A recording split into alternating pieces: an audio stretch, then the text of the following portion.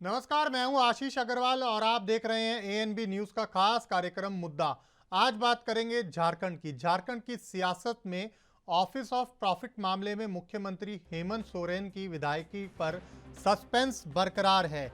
ऐसे में बीजेपी के चक्रव्यूह को तोड़ने और सियासी संकट से बाहर निकलने के लिए राजनीतिक दांव कहीं ना कहीं हेमंत सोरेन ने चल दिया है, क्योंकि आज विधानसभा के एक दिवसीय विशेष सत्र में हेमंत सोरेन की तरफ से अब विश्वास मत प्रस्ताव पेश किया गया। इसी को लेकर कहीं ना कहीं जो विपक्षी दल हैं वो हमलावर नजर आए हेमंत सोरेन सरकार पर, और अप्रत्यक्ष तौर पर जो बीजेपी के नेता थे उन्होंने विधानसभा स्पीकर पर भी सवाल खड़े कर दिए और उनको भी नसीहत दे डाली। बता दें कि रायपुर से कल ही 32 विधायक रांची लौटे थे और आज सभी विधायकों के साथ हेमंत सोरेन विधानसभा पहुंचे और वहां पर विश्वास मत प्रस्ताव पेश कर दिया। इसको लेकर लगातार जो विरोधी दल हैं वो कड़ा रुख अख्तियार करते हुए हमलावर थे यूपीए सरकार के ऊपर, हेमंत सोरेन सरकार के ऊपर, और लगातार ये सवाल उठा रहे थे कि इस तरह की जो स्थिति झारखंड में बन रही है, इसके पीछे जिस तरीके से कभी विधायकों को रायपुर ले जाया जा रहा है, कभी विधायकों को किसी दूसरी जगह शिफ्ट किया जा रहा है, ऐसे में ये सरकार कर क्या रही है, इसी मुद्दे पर आज चर्चा करेंगे।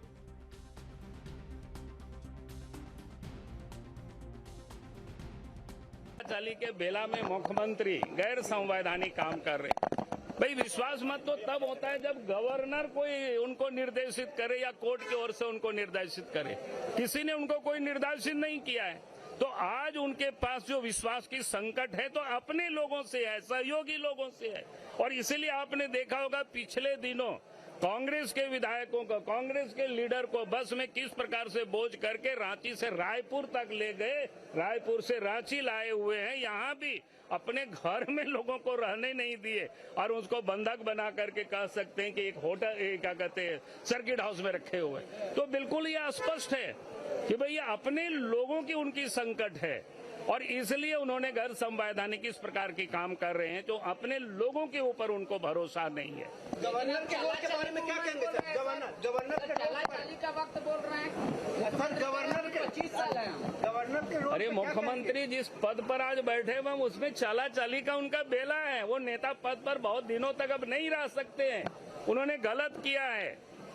सर गवर्नर के रोल के बारे में क्या कहेंगे? अरे गवर्नर का क्या, गवर्नर है महामहिम है, उनके पास तो हम लोगों ने दरखास्त दिया है। हम लोग कहते हैं कि वो जल्दी निर्णय करे, इसको बर्खास्त करे। देखिए, पहला तो यह सरकार अपने विधायकों का ही विश्वास खो चुकी है और जो सरकार राज्य में सरकार इनकी है और यह सरकार अपने विधायकों को सुरक्षा दे पाने में अक्षम है, तभी इनको रांची टू रायपुर, रायपुर टू रांची ये दौड़ लगाना पड़ रहा है।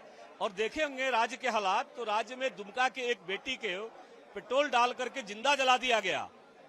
दूसरी ओर दूसरी घटना आप आकलन करेंगे कि उसी दुमका के अंदर एक नाबालिग बच्ची को दुराचार करके और उसको पेड़ में लटका दिया गया। ये आज राज्य के हालात है। ये मुस्लिम तुष्टीकरण की पराकाष्ठा है और ये राज्य पूरी तुष्टीकरण के रास्ते चल पड़ी है और अपने कुकृत्यों के कारण ये सरकार जाएगी।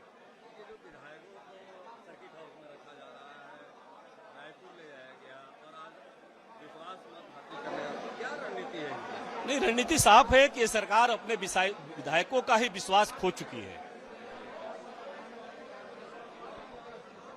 आप लोगों का क्या रुख रहेगा सदन के अंदर और सदन के बाहर राज्य की जनता के जो मुद्दे हैं, राज्य की जनता के साथ जो ये सरकार असंवेदनशीलता का व्यवहार कर रही है, उसके खिलाफ हम लोग। ये तो माननीय मुख्यमंत्री जी को अपने पार्टी के माननीय विधायकों पर और अपने सहयोगी विधायकों पर शायद विश्वास नहीं है, इसीलिए इस तरह की घटनाएं को वो बढ़ावा दी है। लगातार रायपुर में लेकर विधायकों को रखना, रिसोर्ट में रखना, फिर लाके रांची में अपना एक सर्किट हाउस में लोगों को सबको हाईजेक करके रखना और फिर जो है विश्वास मत स्वयं से लाना, तो कहीं ना कहीं ये लग रहा है कि उनको अपने विधायकों पर विश्वास नहीं है, इसलिए वो विश्वास मत ला रहे हैं। भारतीय जनता पार्टी ने तो कभी नहीं अविश्वास मत तो नहीं लाया हमने, न राज्यपाल ने कोई आदेश दिया है, न कोर्ट ने कोई आदेश दिया है। ये मुख्यमंत्री जी क्या साबित करना चाहते हैं? ये साबित यही करना चाहते हैं कि हमारे जो विधायक जो उनके साथ नहीं है, वो दिखाना चाह रहे हैं कि बलजबन विधायकों को घेर के वो ये दिखाना चाह रहे हैं कि हमारे विधायक हमारे साथ हैं। तो झारखंड की बात कर रहे हैं। झारखंड में जिस तरह से सियासी संकट चल रहा है, उसकी नजरें कहीं ना कहीं, पूरे देश की नजरें उसको लेकर झारखंड पर बनी हुई है। इसी मुद्दे पर आज हम चर्चा करेंगे कि आखिर झारखंड का ये सियासी संकट कब थमेगा। 3 खास मेहमान हमारे साथ जुड़ेंगे। सीके ठाकुर साहब कांग्रेस के प्रदेश प्रवक्ता हैं, राहुल आनंद बीजेपी के नेता और आरबी उपाध्याय वरिष्ठ पत्रकार हमारे साथ इस चर्चा में रहेंगे। और सीधा उन्हीं की तरफ हम रुख करेंगे कि किस तरीके से जो झारखंड में सियासी उथल पुथल हो रही है, आखिर ये कब थमेगी। और जिस तरीके से आज 1 दिवसीय विशेष सत्र में हेमंत सोरेन ने विश्वास मत पेश किया, इसको लेकर भी क्या कुछ उद्देश्य था। सीधा मैं ठाकुर साहब सबसे पहले आप ही के पास आऊँगा, क्योंकि आज बड़ा सवाल एक ये उठ रहा है, और ये यूं कहें कि बीजेपी ये सवाल लगातार उठा रही है कि आज जो हेमंत सोरेन सरकार ने, यानी यूपीए सरकार ने विश्वास मत प्रस्ताव पेश किया झारखंड विधानसभा में, उसका उद्देश्य क्या था?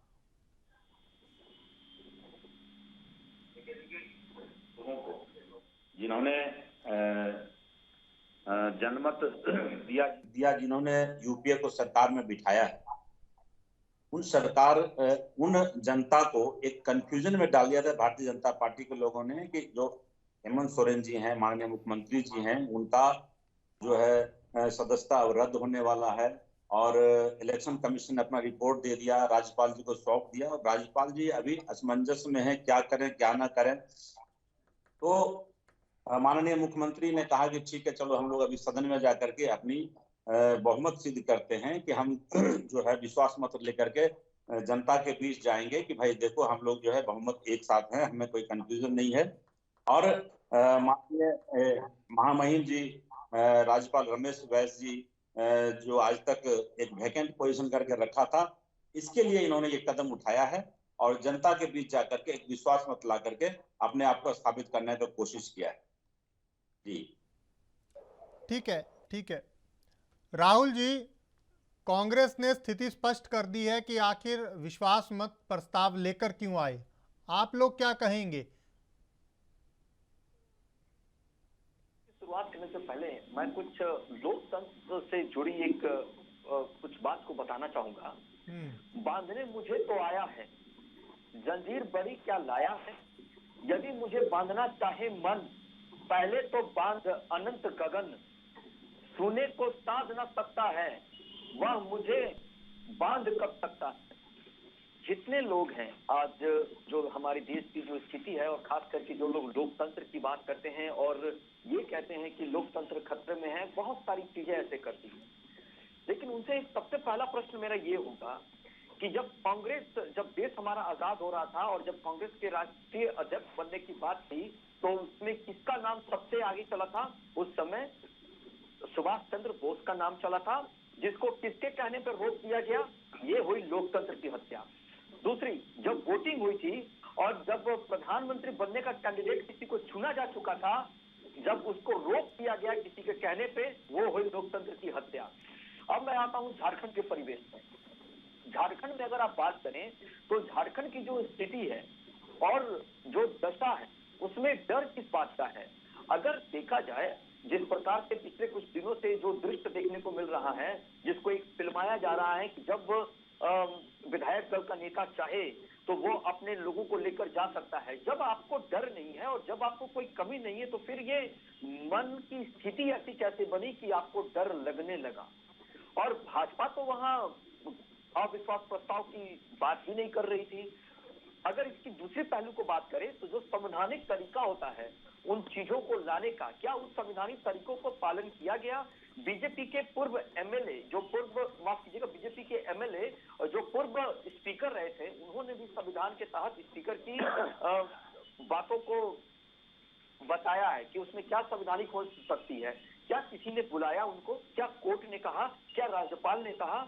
फिर भी अगर बहुमत साबित करना चाहते हैं तो इसका मतलब एक बार में यही होगा, मैं ही राजा, मैं ही मंत्री, और मैं जो चाहूं वही सब करे, वही सब सुने। और जिस प्रकार से झारखंड में जो दृश्य देखने को मिलता है, मैं बिल्कुल स्पष्ट करता हूं कि किसी को इलाज के लिए हॉस्पिटल में दम तोड़ देना पड़ता है, किसी को एयर एम्बुलेंस की सेवा दे दी जाती है। तो स्थिति देखने में और समझने में आता है, जिस गृह युद्ध की वो बात करते हैं, उस गृह युद्ध को बढ़ावा कौन दे रहा है? क्या हम जब अपने देश की संविधान की बात करते हैं और जब संविधान की शपथ लेते हैं, खास करके उस समय जब संवैधानिक तरीके से हम संविधान की बात करते हैं, तो फिर जब अपने दायित्व का निर्वहन करने का बात आता है, तो फिर ये असंवैधानिक प्रक्रिया कैसे फॉलो करने लगते हैं? जी ठीक है। उपाध्याय साहब, सीधा आपके पास आऊंगा।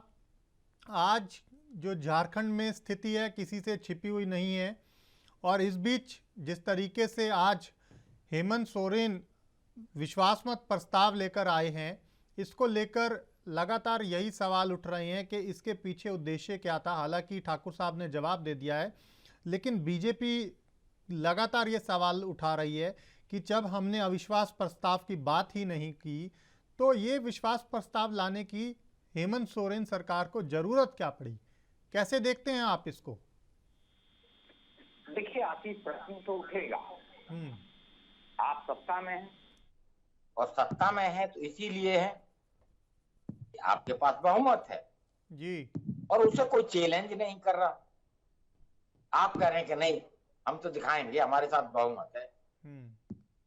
अब परिस्थितियां देखिए, चुने हुए विधायक, जनप्रतिनिधि, उनका आप अपहरण कर लें, उन्हें बंदी बना लें, जो शब्द है, क्योंकि लोकतंत्र में मैं समझता हूं जनता द्वारा चुने हुए जनप्रतिनिधियों को इस तरह से अपहरण और बंदी बना लेना बड़ा शर्मनाक है। लेकिन पिछले कुछ समय से एक चलन हो गया है कि जब भी चाहता है सत्ताधारी दल, कोई संकट दिखता है या विपक्ष को कहीं कोई संभावना दिखती है, तो कोई भी लेके विधायकों को होटल में, रिजॉर्ट में, जहां उसकी मर्जी हो, निकल पड़ते हैं, गेस्ट हाउस में, जहां चाहे वहां बंदी बना देता है। जनता बेवकूफ नहीं है, जनता इन सब चीजों को देखती है कि उसका जनप्रतिनिधि जनता के बीच में रहना चाहिए, जनता के सारोकारों से उसे रूबरू होना चाहिए। और उससे बड़ा दुर्भाग्य ये है कि देखिए, एक बेटी इलाज के अभाव में दम तोड़ देती है, शर्मनाक है। आप लगे रहते हैं सत्ता के लिए, सरकार बचाने के लिए, यानी जनता का कोई सरोकार नहीं है। ये जनता ने चुना, आपको वोट किया, आपको सत्ता दी, आशीर्वाद दिया, वो जनता भाड़ में जाए। आपको तो बस अपनी सत्ता ये इनके इन प्रकरण में बचानी है, और जो संवैधानिक पहलू है, जो वैधानिक पहलू है, उन सबको ठेंगा दिखाना है। किसने कहा आप विश्वास मत साबित करिए, आप जबरदस्ती सदन बुला रहे हैं, आप कह रहे हैं कि नहीं हम विश्वास मत, यानी अपनी सरकार के खिलाफ अविश्वास प्रस्ताव आ रहा है और अपनी इस सरकार का आप बहुमत सिद्ध कर रहे हैं। यही स्थिति बड़ी अजीबोगरीब लगी आज। जितने भी राजनीतिक, चाहे मैं विश्लेषकों की बात करूं, जानकारों की बात करूं, मेरी जिन लोगों से भी बात हुई, हर किसी की जुबान पर एक यही सवाल था कि अपनी ही सरकार के खिलाफ क्या विश्वास मत लाया जा रहा है। ठाकुर साहब, बड़ा अजीबोगरीब ये एक बार दृश्य देखने को मिला। शायद राजनीतिक इतिहास में, अगर मैं गलत नहीं हूं, तो इस तरह की स्थिति पहली बार है कि एक राजनीतिक दल, या यूं कह लीजिए जो महागठबंधन है आपका, वो सरकार में, और वो खुद ही 70 बुलवाकर खुद ही विश्वास मत जो है प्रस्ताव लेकर आ रहा है। किसी न किसी बातों से इतिहास बनती है। आपके नजर में, क्योंकि मैं भी कंफर्म नहीं हूं कि यह पहली बार ऐसा हुआ जी, तो यह भी पहली बार ऐसा हो रहा है कि इलेक्शन कमीशन के रिपोर्ट देने के बाद राज्यपाल आते हैं, और राज्यपाल को आप कहते हैं कि वो संवैधानिक उनका अलग व्यवस्था है। ठीक है ठाकुर साहब, मैं रोकना चाहूंगा, आप मेहमानों के पास सीधा चलेंगे। ठाकुर साहब, कहीं ना कहीं एक तरह से आपके लिए खुशी की खबर आई है दोबारा फिर। अग्रवाल साहब, मैं वही कह रहा था कि यह इतिहास जो है, यदि आपके नजर में, यह मैं भी कंफर्म नहीं था कि ये इतिहास बना, तो इतिहास महामहिम राज्यपाल रमेश बैस जी ने भी बनाया। जब उनको वो संविधान में वो स्वतंत्र हैं, राज्यपाल का अलग निर्णय होना है, लेकिन वो बार बार जो है भारतीय जनता पार्टी के खेमे में जाते हैं। वो माननीय प्रधानमंत्री के पास जाते हैं, माननीय अमित शाह जी के पास जाते हैं और वो पूछना चाहते हैं कि मैं क्या करूं, अब क्या करूं। देखिए, ये पूरा हॉर्स ट्रेडिंग की व्यवस्था के चक्कर में थे। ये लोग चाहते थे किसी तरह से हम भारतीय जनता पार्टी में 12 विधायक को तोड़ करके मिला लें ताकि वो अपनी सरकार बना सके, और आज भी उसी फेरे में है। तो हेमंत जी ने कहा कि चलो ठीक है, मैं अपना एक विश्वास मत लाता हूं और फिर से जनता के बीच मैं यह साबित कर दूं कि मैं कहीं दोषी नहीं हूं। ठीक है, उसमें अब इलेक्शन कमीशन ने क्या निर्णय दिया और क्या करना है, उनको यह जल्दी से जल्दी करना चाहिए था। तो इस बीच जब संकट लगा तो उन्होंने कहा चलो ठीक है, हम फ्लोर पर अपने आप को साबित करते हैं कि हम कहाँ हैं। तो आज भी जनता का विश्वास उनके साथ है और उन्होंने अभी आपने न्यूज दिया कि वो 48 वोट से फ्लोर पर अपने आप को बहुमत साबित कर दिए। तो ये लोकतंत्र में बड़ी बात होती है। अब फिर जनता के बीच जाएंगे, ऐसा नहीं था। उपाध्याय साहब कह रहे थे, वरिष्ठ पत्रकार हैं, हमारे अच्छे एक दूसरे के शुभचिंतक भी हैं।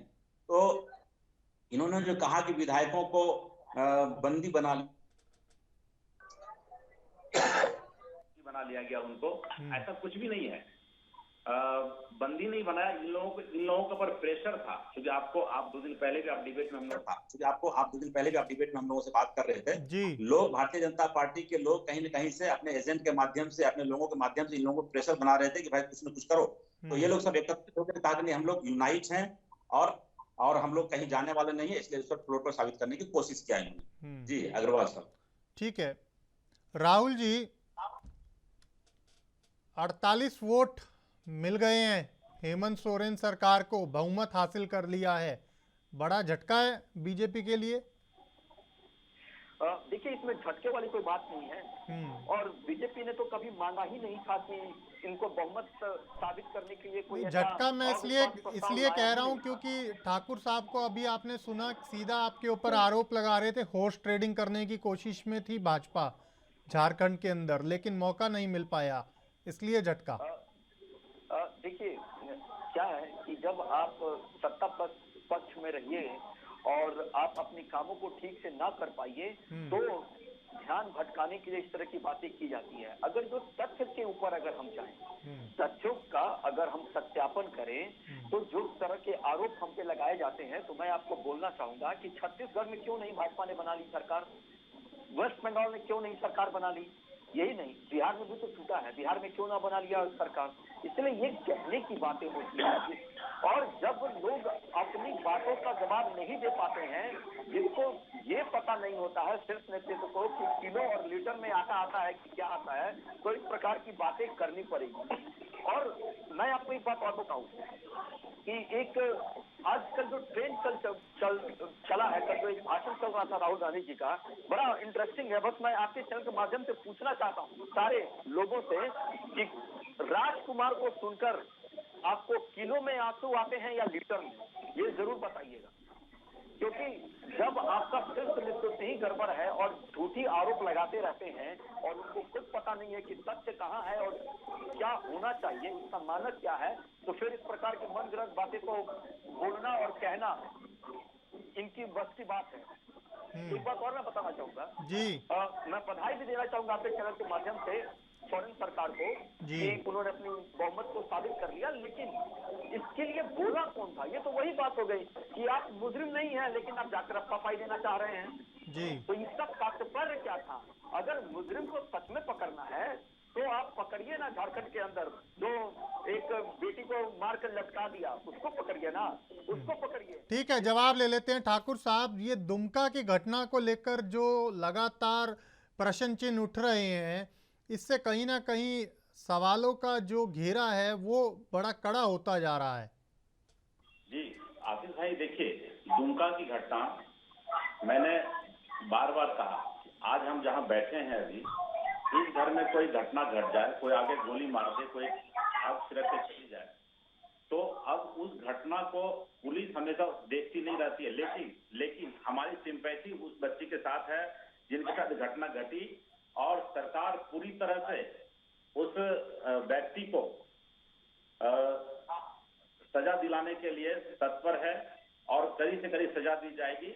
लेकिन जहां तक इलाज की बात है, इलाज का पूरी तरह से प्रयास हुआ, लेकिन आपको पता होना चाहिए कि कोई भी केस जब 30% प्लस चला जाता है जलने के माध्यम से, जब वो केस जल जाता है तो उसकी मौत हो जाती है, उसको बचाना बड़ा मुश्किल होता है। वो 40% से ज्यादा जल चुकी थी बेचारी, हम उसके प्रति संवेदना व्यक्त करते हैं।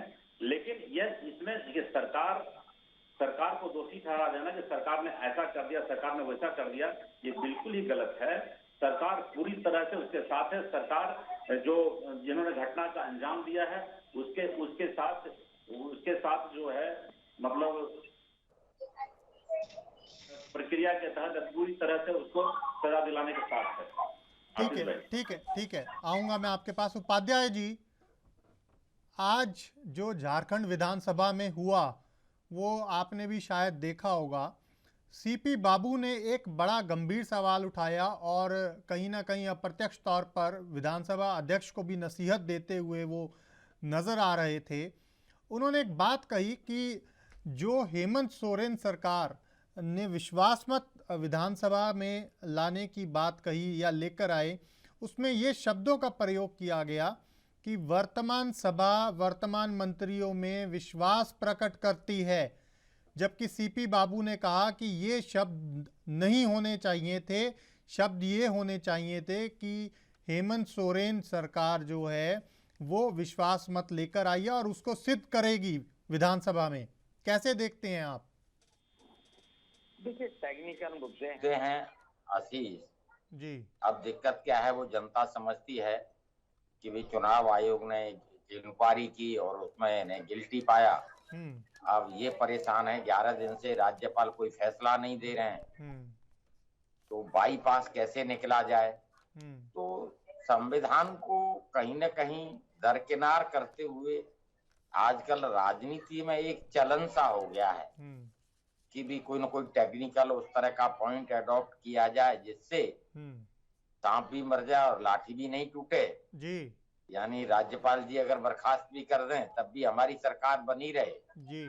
मतलब सरकार और सत्ता ही सब कुछ है जी। वो जनता जो सरकारों को चुनती है उसके तारोकार क्या हैं जी, उससे कोई मतलब नहीं रह जाता है। ठीक है। और मैंने पहले भी कहा है कि देखिए क्या दिक्कत हो जाती है। एक मैं अभी सुन रहा था कांग्रेस के मित्र को, मैं किसी एक पार्टी की बात नहीं कर रहा था, मैं सभी पार्टियों की बात कर रहा था। जब जिसका मन होता है तब विधायकों को पकड़कर बकरियों की तरह, भेड़ बकरी की तरह ले जाते हैं, कहीं रिजॉर्ट में ले जाता है, कोई होटल में ले जाता है, जाके बंद कर दिए जाते हैं।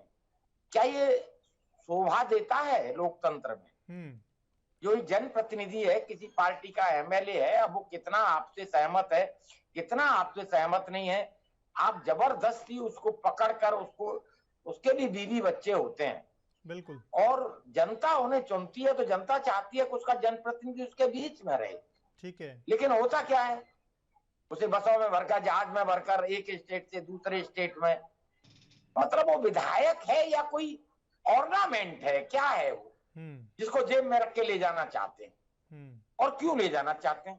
ठीक है। ऐसे क्या डर होते हैं कि भी विश्वास नहीं है या फिर आप उससे जबरदस्ती कर रहे हैं कि या तो मुझे वोट कर, नहीं तो मार दूंगा तुझे, क्योंकि तू मेरी जेब में है, मसल दूंगा तेरी गर्दन। ठीक है। अच्छा नहीं लगता है, लोकतंत्र में मजाक लगता है, ये सब लोकतंत्र का मजाक लगता है। मान लीजिए पहली बात, जब आप कार्य करते हैं तो आपको पता होना चाहिए ये लाभ का पद है और आप कोई गलत काम कर रहे हैं, जानबूझकर कर रहे हैं, तो कि संवैधानिक संस्थाएं अपना काम न करें। उसमें बीजेपी कहां से आ जाती है कि बीजेपी हॉर्स ट्रेडिंग कर रही थी? अरे भाई आपकी सरकार है, कांग्रेस के सहयोग से आप सरकार चला रहे हैं, कोई जब बिकेगा तभी तो कोई खरीदेगा। मार्केट में कौन बिकने के लिए तैयार है? क्या आपको ऐसा लगता है कि आपके विधायक या कांग्रेस के विधायक बिकने के लिए बाजार में है? क्या वो बिकाऊ सामान है जो कोई भी चाहेगा खरीद लेगा? यानी कहीं ना कहीं विचारधारा का अंत है और एक विश्वास का अंत है। बिल्कुल उपाध्याय जी, बहुत गंभीर विषय आपने उठाया है, जवाब ले लेते हैं। ठाकुर साहब, आपने सुन ही लिया होगा, उपाध्याय जी बड़ा गंभीर सवाल उठा रहे थे, क्या कहेंगे आप इसके ऊपर? जी, मैं उपाध्याय साहब के इस बात से सहमत बिल्कुल नहीं हूँ।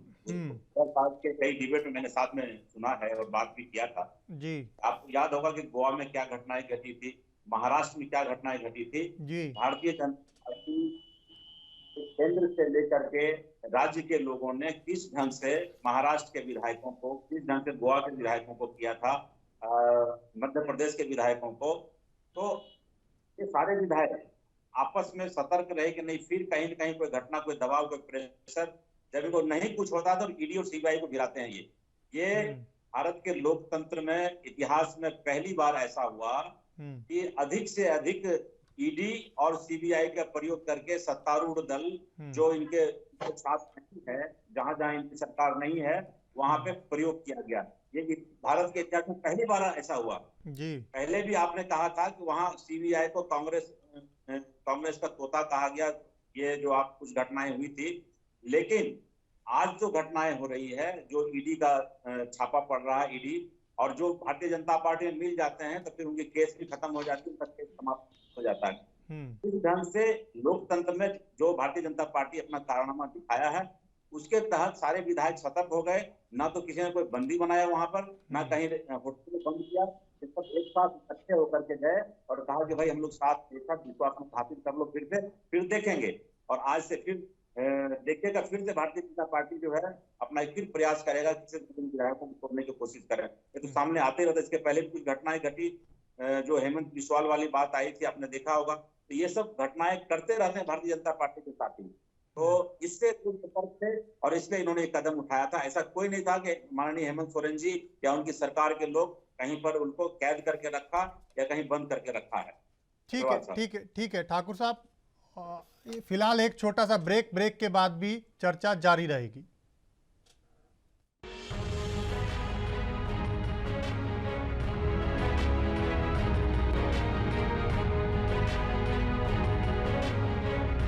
ब्रेक के बाद स्वागत है आपका। झारखंड के मुद्दे पर आज हम चर्चा कर रहे हैं। सीधा चलेंगे अपने 3 खास मेहमानों के पास। ठाकुर साहब जिस तरीके से आज चर्चा कर रहे थे कि कहीं ना कहीं बीजेपी जो है वो पूरी स्थिति को कैप्चर करने का प्रयास कर रही है, ऐसा आरोप लगा रहे थे कांग्रेस के प्रवक्ता सीके ठाकुर। और इसी पर जवाब अब राहुल आनंद से भी हम लेंगे, जो बीजेपी के प्रवक्ता हैं, हमारे साथ जुड़े हुए हैं। और साथ ही साथ आरपी उपाध्याय जी से भी हम चर्चा करेंगे कि किस तरीके से जो ये पूरी स्थिति देखने को मिल रही है, जनता इसको किस तरीके से देखेगी। सबसे पहले राहुल जी आपके पास आना चाहूँगा। ब्रेक पर जाने से पहले ठाकुर साहब ने गंभीर सवाल खड़े किए एक बार फिर आपकी पार्टी के ऊपर, लेकिन इस बीच एक सवाल और भी है, वो ये कि आज हेमंत सोरेन ने खुद कहा कि विपक्ष ने जो 70 था उसको खुद खत्म कर दिया। जो 70 था उस पर सार्थक चर्चा हो सकती थी, लेकिन सार्थक चर्चा करने की बजाय विपक्ष ने पूरे 70 को हंगामे की भेंट चढ़ा दिया, वॉकआउट करके समय गवा दिया और पूरा जो 70 था वो खत्म ऐसे ही कर दिया। देखिए, इस प्रश्न का उत्तर बड़ा ही सटीक है और बड़ा ही सरल है। कांग्रेस ने जो आरोप लगाए वो कितने आधार हैं, कितने आधारशिला आरोपों के हैं, ये एक सबसे महत्वपूर्ण बात है।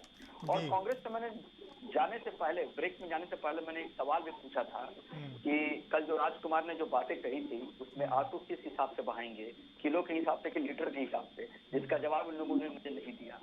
और दूसरी मैं आपको बात बता दूं कि जब आप अपनी कक्षा में जब सफल नहीं हो पाते हैं तो आप दूसरे के ऊपर आरोप लगा देते हैं, ये कहकर कि भाई मैं तो पढ़ा था लेकिन टीचर ने प्रश्न कुछ और दे दिए, सिलेबस से बाहर का आ गया।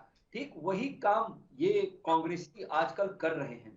और जिस सत्र की बात की गई, जिसको अविश्वास प्रस्ताव की जहां तक बात की, इसका भी एक बड़ा आसान सा उत्तर है कि आपसे मांगा किसने, आपने खुद जवाब दे दिया। मैंने इसका जवाब पहले था कि आप खुद अपने आप को आरोपित बना रहे हैं और अपने आप को कटघरे में खड़ा करके खुद अपने आप को क्लीन चिट दे रहे हैं। जहां तक ठाकुर साहब ने बात कही कि सीबीआई, ईडी इन सब की बात की, तो मेरा एक बड़ा ही आसान सा सवाल है, हेमंत सोरेन जी पे जो आरोप लगा है वो क्या आरोप?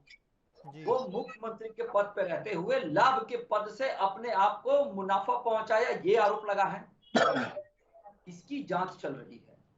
तो जब इतने सही सत्य हैं और उसके आगे अ जोड़ के उसको असत्य दिखाने का काम किया जा रहा है, तो यहाँ बैठकर हम कितने भी एग्जाम्पल्स दे दें, कितनी भी चर्चाएं कर लें, लेकिन जब मन में बैठ गया है वर्चुअल स्क्रीन की तरह कि यही सत्य है जो मैं कह रहा हूं, तो फिर इसका कोई इस चर्चा का कुछ आधार नहीं निकलेगा।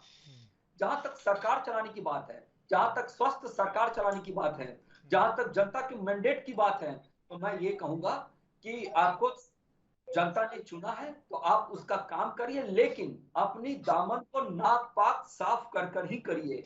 आपकी तुष्टिकरण वाली जो बात जो हर वक्त चर्चा का विषय होता है। वापस मेहमानों के पास चलेंगे और चर्चा को आगे बढ़ाएंगे। झारखंड के मुद्दे पर आज चर्चा कर रहे हैं। जिस तरीके से झारखंड में सियासी उथल पुथल चल रहा है, आरपी उपाध्याय जी के पास मैं सीधा चलूंगा। उपाध्याय साहब, एक बड़ा जो उथल पुथल है वो तो आज देखने को मिल ही गया, भले ही विश्वास मत हासिल कर लिया है, लेकिन एक तस्वीर स्पष्ट है कि जिस तरीके से हेमंत सोरेन कहीं ना कहीं चिंतित थे, आज बड़ी राहत तो मिली है उनको। देखिए, कोई भी व्यक्ति है, चिंतित होना स्वाभाविक है। जब मुख्यमंत्री पद जाता है, कुर्सी जाती है, सत्ता जाती है, तो चिंतित होना स्वाभाविक लगता है जी। लेकिन ये जो अभी खरीद फरोख्त की बात चल रही थी जी, आशीष, एक वक्त मुझे लग रहा है ऐसा आ जाएगा कि कोई भी पूंजीपति आएगा, पैसा पूंजीपतियों के पास होता है जी। ये पार्टियां और ये विचारधारा कोई मायने नहीं रखेगी जी। जब खरीद फरोख्त का ही मामला आएगा तो कोई भी एक बड़ा पूंजीपति सारे एमएलए खरीद कर और अपनी सरकार बना लेगा जी। कहाँ रह जाएगा लोकतंत्र? लोकतंत्र एक मजाक हो जाएगा। चाहे वो गोवा हो, चाहे वो महाराष्ट्र हो। शायद ठाकुर जी को ऐसा लग रहा होगा कि वो अभी हेमंत सोरेन के खिलाफ, मेरा किसी पॉलिटिकल पार्टी से कोई लेना देना नहीं है। मैं जो जनता में मैसेज जाता है मैं उसकी बात करता हूँ कि जनता कितनी चिंतित होती है और जनता क्या सोचती है। जनता तो यहाँ तक सोचती है कल को कोई पूंजीपति आएगा, सारे एमएलए खरीद लेगा और किसी भी स्टेट में अपनी सरकार बना लेगा और फिर अपना मन मर्जी करेगा, लूट माट करेगा। ठीक है। और यही चीज अगर लोकसभा में भी खरीद फरोख्त होगी तो कोई भी कंपनी, कोई भी अपना पैसे वाला या विदेशी कंपनी सारे मेंबर ऑफ पार्लियामेंट खरीद लेगी और देश पर कब्जा कर लेगी। कहाँ रह जाएगा लोकतंत्र? देखिए, ये बहुत चिंता का विषय और बहुत गंभीर प्रश्न है। एमएलए जनता द्वारा चुने जाते हैं, अगर वो पैसे के लालच में पार्टी छोड़ देते हैं, अपना पद छोड़ देते हैं या बिक जाते हैं, बिकना जो शब्द है ना, जो खरीद फरोख्त है, वो न लोकतंत्र के लिए और न देश के लिए, दोनों के लिए घातक है। ठीक है, मेरा इसी से जुड़ा एक सवाल है उपाध्याय साहब, क्योंकि कहीं ना कहीं जब अगर विधायकों की खरीद फरोख्त होती है, सीधा सीधा जो मामला है वो विश्वास मत से जुड़ जाता है। और आज बीजेपी ने जिस तरीके से ये सवाल उठाया कि हमने अविश्वास प्रस्ताव की तो बात ही नहीं की, तो क्या आपको लगता है जब बीजेपी ने, यानी कि जो विधानसभा में आपका विपक्षी दल है वो अविश्वास प्रस्ताव की मांग नहीं कर रहा, तो ऐसे में क्या वाकई में जो हेमंत सरकार थी उसको विश्वास मत प्रस्ताव लेकर आना चाहिए था? क्योंकि शायद इससे पहले ऐसी तस्वीर किसी भी विधानसभा में या किसी भी राज्य में देखने को नहीं मिली कि आप सरकार में हैं और आप खुद ही विश्वास मत प्रस्ताव लेकर आ रहे हैं। ये भी एक बहुत संजीदा प्रश्न है। आशीष, यही गले नहीं उतरता है। हाँ, कि भी आप सत्ता में, आपके पास बहुमत है, हाँ, तभी सत्ता में है जी, उसको सिद्ध करने की क्या जरूरत है जी। लेकिन मैं समझता हूँ किसी संविधान विशेषज्ञ ने या किसी कानूनी जानकार ने उनको ये रास्ता बताया होगा जी कि भाई आप ऐसा ऐसा कर लीजिए जी। तो अगर गवर्नर महोदय आपके खिलाफ कोई एक्शन लेते हैं तो आपके लिए फायदेमंद रहेगा जी। और बीमार व्यक्ति को क्या चाहिए? दवा चाहिए। ठीक है। और वो दवा किसी ने बता दी जी कि भाई आप अपना बहुमत सिद्ध कर लीजिए तो आप निश्चिंत रहिए। तो उसी कड़ी में मैं समझता हूं उन्होंने ये कवायद की है, लेकिन जो मैसेज है वो जा चुका है, समाज के बीच में जा चुका है, और जो जनता की अदालत है देखिए वो फैसला देगी जी, कौन सही है कौन गलत है जी, और जनता ही कुर्सी पर सत्ता पर बिठाती है तो जनता कुर्सी खींच भी लेती है, सत्ता से बाहर भी कर देती है। ये राजनीतिक दल भूल जाते हैं, ठीक है, और राजनीति करते हैं अपनी सुविधा के अनुसार करते हैं, अपनी दल के लिए करते हैं जी, न वो राज्य के लिए करते हैं जी, न वो जनता के लिए करते हैं। ठीक है, तो जनता को क्या जरूरत थी? जनता ने तो नहीं कहा विश्वास मत दिखाइए आप, ये जनता का क्या भला होने वाला है इस विश्वास मत से? अच्छी बात है विश्वास मत जीत गए, ठीक है, लेकिन जनता को आप जीत गए तब क्या, लो हार जाते तब क्या जनता का नुकसान हो जाता भाई? ठीक है, ये नुकसान होता तो हेमंत सोरेन का होता, गठबंधन की सरकार का होता। तो अपने अपने तरीके से ये जो राजनीति करते हैं और जनता को मूर्ख समझते हैं, मैं समझता हूं ये चलन बंद होना चाहिए। खरीद फरोख्त का डर, वो तलवार क्यों लटकी रहती है? क्या नैतिकता खत्म हो गई? भरोसा नहीं रहा? विचारधारा खत्म हो गई? क्या व्यापार है ये राजनीति?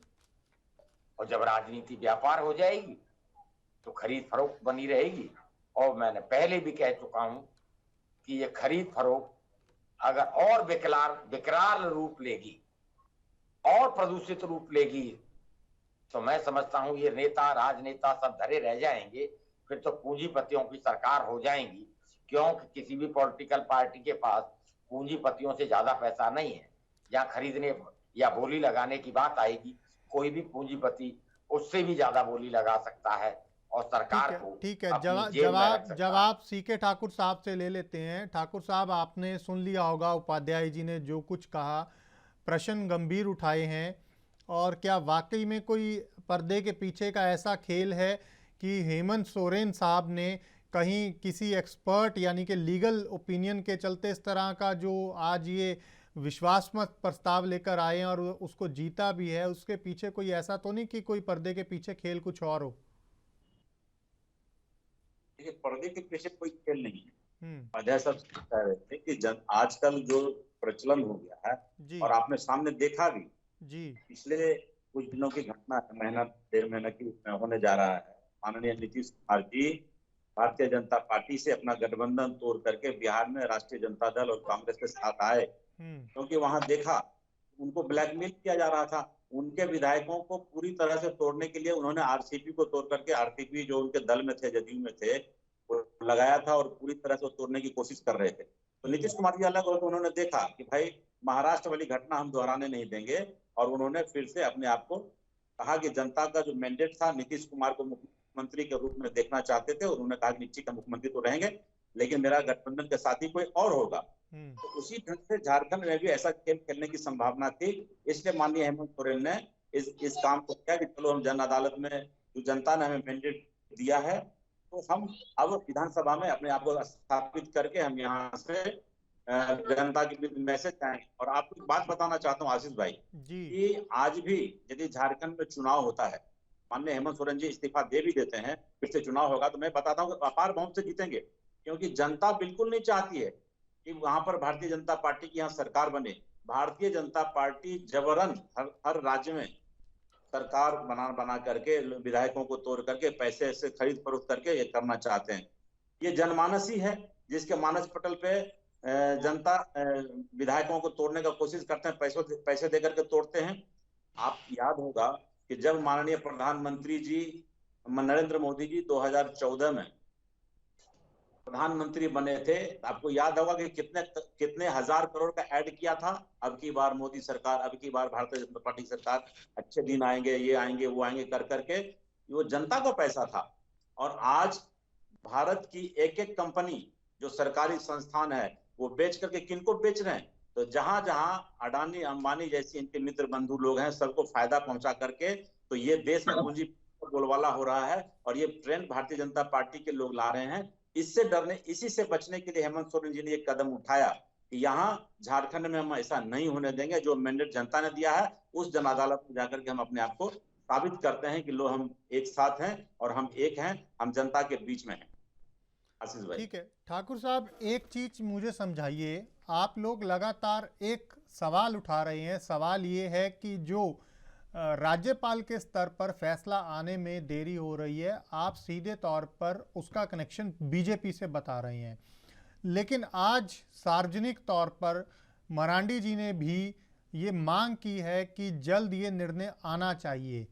तो इसके पीछे क्या ऐसा नहीं हो सकता वाकई में कोई टेक्निकल वजह हो जो 11-12 दिन अब लग गए?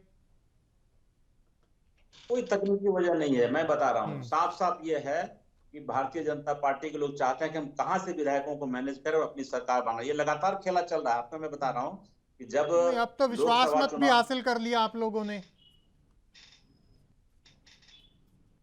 हाँ, विश्वास मत हासिल हो गई हम लोग की, और हम लोग बिल्कुल निश्चिंत हैं। अब राज्यपाल के हाथ में फैसला है, वो यदि करना चाहेंगे। हम राज्य की जनता को मैसेज दिए, हम टूटे नहीं हैं, हम टूटेंगे नहीं। अब यदि महामहिम रमेश बैस जी राज्यपाल महोदय यदि वो फैसला देते हैं कि हेमंत जी की सदस्यता चली जाएगी, फिर चुनाव होगा, फिर हेमंत जी जाएंगे चुनाव में, कोई दिक्कत नहीं है। अब आगे क्या फैसला होना है ये तो वो जानेंगे। चूंकि उनका दायरा लिमिट है, उसमें हम लोग हस्तक्षेप नहीं कर सकते। लेकिन हेमंत सोरेन जी पूरी तरह से फिर से जनता के बीच में जाने के लिए तैयार है। और झारखंड मुक्ति मोर्चा, कांग्रेस और राष्ट्रीय जनता दल, राहुल जी हम लोग एक हैं, सब एक हैं और हम जनता के साथ हैं। ठीक है राहुल जी, जवाब दे दीजिए। आप कुछ कहना भी चाह रहे थे और लगातार ठाकुर साहब ने तो बता ही दी अपनी बात कि हेमंत सोरेन साहब और उनकी पूरी सरकार अब तैयार है, अब कोई चिंता की बात नहीं है। देखिए ठाकुर जी ने जो भी बातें कही वो एज यूजुअल जो बातें शुरू से चलते आ रही है उसी बातों पे इन्होंने बस उस चीजों को इन्होंने रिपीट किया है। खरीद फोकट की बात की तो मैंने इसका उत्तर पहले ही दे दिया था कि अगर ऐसा होता तो बंगाल बना लेती भाजपा। और ऐसा क्यों होता है कि बिहार के कोई लोग नहीं टूटते हैं, और ऐसा क्यों होता है कि जब कोई आपके पार्टी में चला जाता है तो आप उस समय नहीं खरीदते हैं, और जो भारतीय जनता पार्टी में आता है उसको भाजपा खरीद लेती है। पहला प्रश्न। दूसरा, मैं आपको यह बताऊं कि हेमंत सोरेन जब मुख्यमंत्री थे तो रांची के अनगढ़ा में 88 डिसमिल जमीन जो पत्थर माइनिंग के लिए उन्होंने लिया था। और जो बीजेपी का जो आरोप है वो ये है कि लोक जनशक्ति प्रतिनिधित्व अधिनियम 1991 के धारा 9(a) का जो उल्लंघन किया गया कि आप संवैधानिक पद पे रहते हुए अपने आप को लाभ पहुंचा रहे हैं, वो गलत है कि सही है? मुझे बस आप इतना बता दीजिए। बस इस प्रश्न का उत्तर मुझे दे दीजिए, फिर आज सारी यहीं पे जवाब दे दीजिए ठाकुर साहब। बता दीजिए। जी गलत, राहुल जी गलत साबित करना मेरा काम नहीं है। हो सकता है कि यह फाइल जब हेमंत सोरेन जी मुख्यमंत्री ना रहे होंगे, बहुत पहले से फाइल बड़ा होगा। अब क्या है, नहीं मुख्यमंत्री रहते हुए मुख्यमंत्री रहते ही उनको लीजिंग में फाइल बढ़ा होगा, वो ध्यान नहीं दिया होगा, फाइल बढ़ चली गई होगी। ये क्या है, वो पूरी तरह से इलेक्शन कमीशन ने देखा है। इलेक्शन कमीशन ने अपना फैसला दे भी दिया माननीय राज्यपाल महोदय को, लेकिन राज्यपाल महोदय देरी क्यों कर रहे हैं, क्या मामला है, उसको देखने की जरूरत है राहुल जी। इसलिए उसमें हम लोग कुछ नहीं बोल सकते हैं। ये जब अदालत में मामला है तो फिर हम लोग उसमें क्या बोलेंगे। हेमंत सोरेन ने तो कहा, फिर सरेंडर भी कर दिया उन्होंने कि चलो ठीक है, जो गलती हुई हुई, ठीक है। लेकिन अब क्या कहा, इलेक्शन कमीशन के हाथ में था और माननीय राज्यपाल महोदय के हाथ में है, तो अब वो लोग करेंगे, हम उसमें कुछ नहीं बोल सकते। देखिए इसका जवाब यही मिल गया कि इनके ऊपर आरोप लगे हैं और ये गंभीर आरोप लगे हैं, जिसके वजह से इनको अस्थिरता होने की संभावना नजर आ रही है। इसलिए ये खिसियानी बिल्ली खुद अपना खंबा नोच रही है। और जहां तक तर्क वितर्क की बात है तो जनता ने अपना फैसला हमें विपक्ष में रहने के लिए दिया है, और भारतीय जनता पार्टी जनता के बीच में रहते हुए उस फैसले का स्वागत करती है और उसके लिए हम खड़े हैं। अगर चोर के दाढ़ी में तिनका नजर आ रहा है तो ये उनकी प्रॉब्लम है, वो भारतीय जनता पार्टी की प्रॉब्लम नहीं है। और एक बात मैं और बता दूं चलते चलते, जो बहुत महत्वपूर्ण बात है, महत्वपूर्ण बात यह है कि जनता जब भी किसी को भी मैंडेट देती है, या आप बिहार की अभी थोड़ी देर पहले चर्चा कर रहे थे, तो मैं आपको बिहार के बारे में बता दूं कि जिस नीतीश कुमार जी का आप चर्चा कर रहे थे, उनकी स्ट्राइक रेट देखिएगा। और एक बार भारतीय जनता पार्टी का स्ट्राइक रेट देखिएगा, 2005 से लगातार भारतीय जनता पार्टी का स्ट्राइक रेट बढ़ता ही गया है जनता के बीच में, तभी जाकर आज 77 सीट उनको मिली है। गठबंधन में लड़ने के बाद भी 77 सीट आती है और किसी को 42 सीट आती है। तो ये अंतर साफ नजर आता है। जो पहुंच जनता के बीच में होनी चाहिए, जो काम जनता के बीच में दिखना चाहिए, वो दिखना शुरू हो गया है। सारे लोग मिलकर भारतीय जनता पार्टी को एक खेमे में रखें और जितने विपक्षी पार्टी हैं, जो वंशवाद की पार्टी है, मैं परिवारवाद की बात नहीं कर रहा, वंशवाद की बात कर रहा, वो सारी एक खेमे में आ जाएं और आप बताइए कि आप पे क्या आरोप लगे हैं और भारतीय जनता पार्टी पे क्या आरोप लगे हैं। सवाल जवाब करने से और एक निष्पक्ष पत्रकारिता के तहत जवाब देने से दूध का दूध और पानी का पानी सारा क्लियर हो जाएगा। मैं आपको इस चीज का विश्वास दिलाता हूं कि पिछले 22 साल में झारखंड में 11 मुख्यमंत्री बदल दिए। तो ये जो डर है, जो मानसिक तनाव है, ये मानसिक तनाव हेमंत सोरेन सरकार का किस चीज का है? अगर आप काम कर रहे हैं, जनता के बीच में पकड़ है, तो आप काम करिए, सिंपल सी बात है।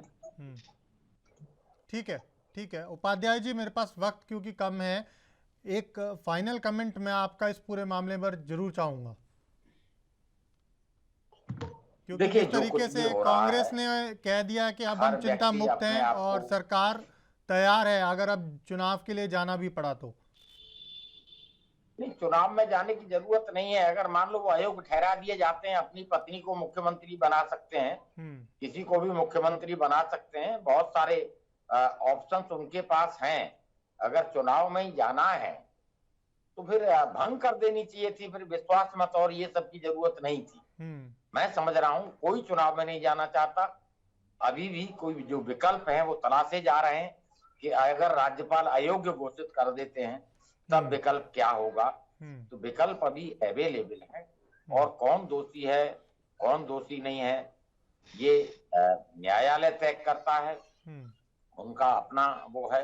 लेकिन प्रथम दृष्टया जो एक संवैधानिक संस्था है, कहीं ना कहीं चुनाव आयोग ने जो अपनी इंक्वायरी की है और जो रिपोर्ट सबमिट की है, जिसकी घबराहट की वजह से ये विश्वास मत हासिल करना पड़ा, वो क्लियर बताती है कि भाई लाभ के पद पर रहते हुए कुछ न कुछ इन्होंने अपने लाभ के लिए और अपने पद का दुरुपयोग किया। अब सजा से बचने के लिए विकल्प तलाशे जा रहे हैं कि भी जो हमने किया है वो तो ठीक है, अब विकल्प क्या बचते हैं। तो वही उन्हीं विकल्पों के तहत विश्वास मत और भी आगे देखने को मिलेगा आपको कि अब जैसे ही एक्शन होगा वैसे ही कहीं ना कहीं रिएक्शन भी देखने को मिलेंगे हेमंत सोरेन की तरफ से भी, और झारखंड में सरकार बनी रहे उसके लिए कांग्रेस भी प्रयासरत रहेगी और झारखंड मुक्ति मोर्चा भी कोशिश करेगा। और मैं समझता हूं जिस तरीके से आज विश्वास मत हासिल किया है जी, तो आगे सरकार को कोई खतरा दिखता नहीं है जब तक कि कोई भी विधायक दाएं बाएं इधर से उधर पाला न बदले। अगर विधायक पाला बदल देते हैं तो कभी भी सरकार अच्छी खासी स्थिर सरकार भी कहीं ना कहीं सत्ता से बाहर हो जाती है, क्योंकि ये सब कुछ संख्या बल का खेल है और जनता बहुत अच्छी तरह इन सब चीजों को देखती है। और ये गारंटी कर देना कि भाई जनता हमें ही चुनकर भेजेगी, ये कंपलसरी नहीं है और ये जरूरी नहीं है कि भी ऐसा हो। हर पॉलिटिकल पार्टी अपना दावा करती है, लेकिन जनता भी अपने दावे और अपने सारोकार कहीं ना कहीं जो उसके मुद्दे हैं उन पर अपना फैसला। ठीक है, बहुत शुक्रिया आप तीनों खास मेहमानों का एएनबी न्यूज पर जुड़ने के लिए। आज के कार्यक्रम में इतना ही। आप देखते रहिए एएनबी न्यूज। नमस्कार।